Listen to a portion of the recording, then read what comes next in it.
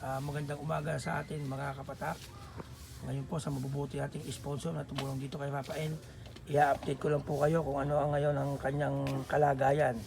Ngayon, ito po ang kanyang kalagayan mga kapatak. O, ayan o. Ayan po, ayan. Ayan. Manas pa din po siya mga kapatak.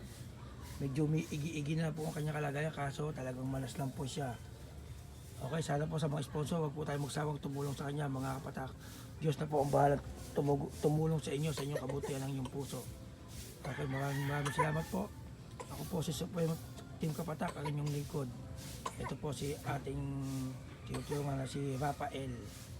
Okay, maraming salamat po. Magandang umaga sa atin mga kapatak. Ngayon po sa mabubuti nating sponsor na tumulong dito kay Rafael, i-update ko lang po kayo kung ano ang ngayon ang kanyang kalagayan. Ngayon, ito po ang kanyang kalagayan mga kapatak. O, ayan o. Ayan po, ayan. Ayan.